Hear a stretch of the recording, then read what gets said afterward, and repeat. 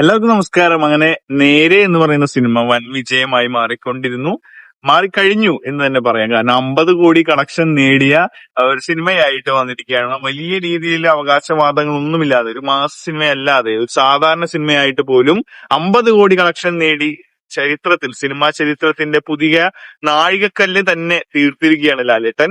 മലയാളത്തിലെ ആദ്യത്തെ 5 കോടി, 10 കോടി, 20 കോടി, 50 കോടി, 100 കോടി ഇപ്പോൾ ഇതാ ഏറ്റവും വേഗത്തിൽ പുതിയൊരു നാഴികക്കല്ല് കൂടി സൃഷ്ടിക്കുമെന്ന പ്രതീക്ഷയോടെയാണ് 100 കോടി ചിത്രമായി നമ്മുടെ പുലിമുരുകൻ വന്നതിന് ശേഷം വീണ്ടും ജിത്തു ജോസഫിന്റെ സിനിമയിൽ നിന്ന് വീണ്ടും ഒരു വമ്പൻ ഹിറ്റ് നൽകിയിരിക്കുകയാണ്. ഒരു സാധാരണ സിനിമ, ഒരു കൊച്ചു സിനിമ എന്ന് തന്നെ പറയാവുന്ന നേരെ എന്ന സിനിമ അങ്ങനെ വൻ വിജയമായി കഴിഞ്ഞു. 100 കോടി വേൾഡ് കളക്ഷൻ നേടാൻ സാധ്യതയുള്ള ഈ സിനിമ തന്നെയാണ് ഏറെ പ്രതീക്ഷ നൽകുന്നത്. എന്നാൽ അതിനൊപ്പം തന്നെ പറയേണ്ടാവുന്നുണ്ട് 24-ാം തീയതി 25-ാം തീയതി ഒക്കെ ആയിട്ട് നമ്മുടെ വാലിബൻ എന്ന് പറയുന്ന സിനിമ, വലിക്കോട്ടി വാലിബൻ, നമ്മുടെ ബോക്സ് ഓഫീസ് തകർക്കാനുള്ള എല്ലാ ആയുധങ്ങളുമായിട്ട് അണിയറയിൽ ഒരുങ്ങിക്കഴിഞ്ഞു.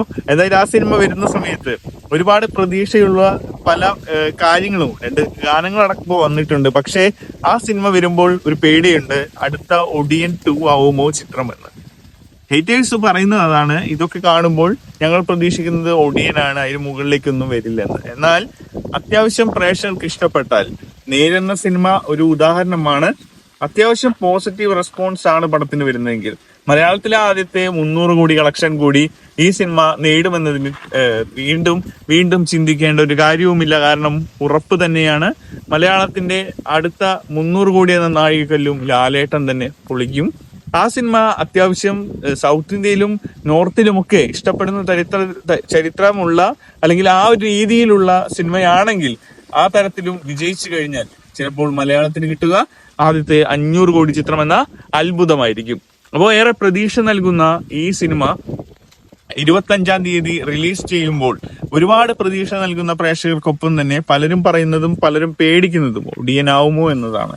എന്തായാലും ഇപ്പോഴും ലിജോ ജോസ് പെല്ലിശ്ശേരി എന്ന് പറയുന്ന സംവിധായകനെ പ്രതീക്ഷിക്കുമ്പോഴും പണ്ടിറങ്ങിയ അദ്ദേഹത്തിന്റെ സിനിമകൾ നോക്കുമ്പോൾ അതിലുള്ള പൃഥ്വിരാജ്, ഇന്ദ്രജിത്തൊക്കെ കൂടിയുള്ള കൂട്ടുകെട്ടിൽ പിറന്ന ആ സിനിമ തന്നെയാണ് എല്ലാവരെയും ഭയപ്പെടുത്തുന്നത്. അതുപോലെ ഒരു പരീക്ഷണ ചിത്രമാണെങ്കിൽ, ഡബിൾ ബാരൽ പോലെ പരീക്ഷണ ചിത്രമാണെങ്കിൽ ചിത്രം എന്തായിരിക്കും നൽകുക എന്ന ചോദ്യത്തിന് ഭയങ്കരമായ ഭയമാണുള്ളത്.